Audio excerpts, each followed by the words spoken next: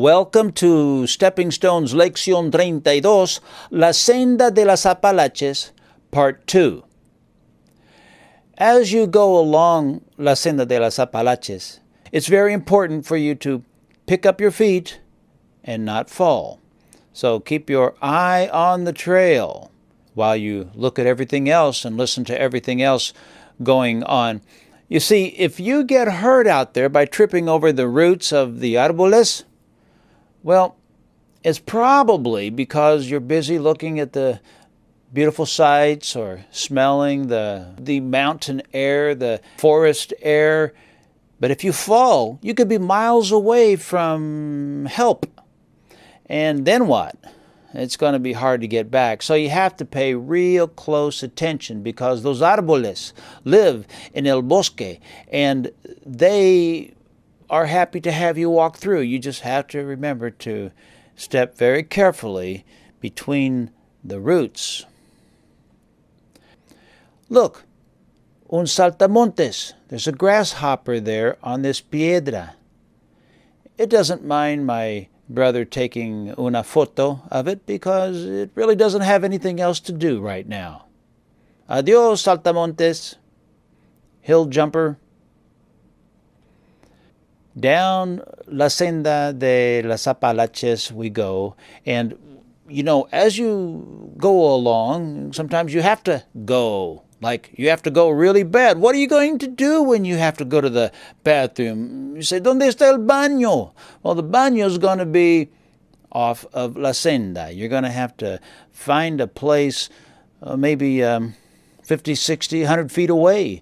Not only because you want to be private, but because you want to make sure that when you go to the bathroom, people don't have to smell it as they go through the woods enjoying themselves. So it's just one of those things. You may feel uncomfortable hearing me talk about it, but it's the kind of thing you have to be willing to talk about and to do if you're going to be a world traveler. Because sometimes you will be in other countries and it's going to be the same kind of situation. You won't have a baño nearby. So what do? You, in a situation like this, you go off the trail for a ways, and after you go to the bathroom there in the ground, you dig a little hole, have a little shovel with you, go prepared, and then you cover it up with soil, and then nobody else has to bother with it. This is just the way of life on La Senda de las Apalaches. I'll tell you something funny. I was going down the trail with my daughter about a year ago or so, and I said to her several times, I said, people are pooping too close to this trail or they're not covering it up. And I was really disappointed because it smelled awful, and I had never smelled that on the trail before. And it turns out that I had a little infection in my nose, and so all I was really smelling was one of my nostrils. Here's an árbol with thick corteza. Instead of writing something on it, you can leave it just the way it is. These people were coming from Baltimore, Maryland. Sometimes you will see very dangerous wild animals like this conejo. And here's another conejo. I was surprised to find a hornet's nest. Now, in a little bit, you're going to see more of the carpenter bee, but I didn't see any of those out here. Another place to rest. You can bet many, many hikers will be going through there. And if they have to, they will saw. Someone will come through with a saw and will make sure that tree is out of the way, that tronco. This is un abejarón, big bee is what it means in Spanish, abejarón. And of course we call it a bumblebee. And it is similar to the carpenter bee that I'm going to show you. Remember, we call the woodpecker a carpenter bird in Spanish. Well, in Spanish we call the carpenter bee abeja carpintera. The one you're looking at is called an eastern carpenter bee. And it is different from the bumblebees in my yard and the ones I saw on the Appalachian Trail in three ways. One, the The carpenter bee has a lot larger black area, this dark, shiny black area. It doesn't have as much yellow as the bumblebee, el abejarrón. Also, the abeja carpintera is different from the bumblebee because it has much larger ojos than the bumblebee does. And then the other thing is that, as you're going to see, la abeja carpintera, just like el pájaro carpintero, can do a lot of destruction on wood. Look at these pictures of some friends of mine, how the carpenter bees drilled a lot of holes, and you're just looking at a few of them here, on the underneath side of their picnic table.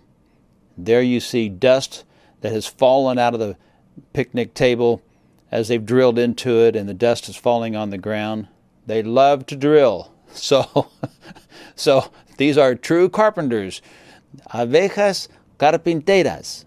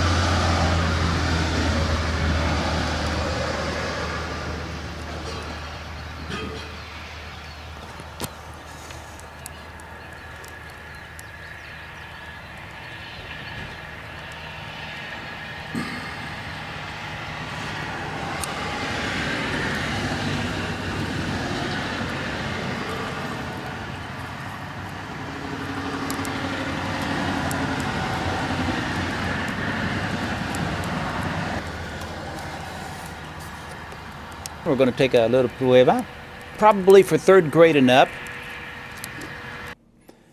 Let's get it going. Número 1, 2, y 3. Give 3 ways la abeja carpintera, an eastern carpenter bee, is different from the bumblebee, el abejarrón.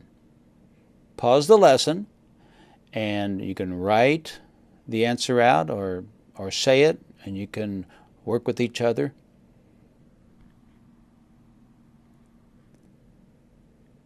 The answer is, the carpenter bee, la abeja carpintera, is different from el abejarrón, is different from the bumblebee in at least 3 ways. 1, it has a much larger shiny black area.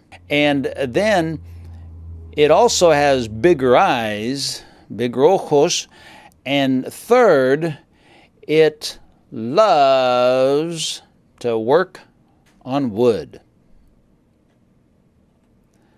Número 4. Translate this. Hay muchas piedras en la senda de las Apalaches. Hay muchas piedras en la senda de las Apalaches. Pause the lesson. Here's the answer. There are lots of stones or rocks on the Appalachian Trail. There are lots of rocks on the Appalachian Trail, on the AT. Número 5. I probably need to find un tronco if I feel cansado, triste, bien. Which is it? Pause the lesson. The answer is, I probably need to find un tronco, a log, a tree trunk, if I feel tired, sad, fine. Well, the answer would be cansado. Hasta luego.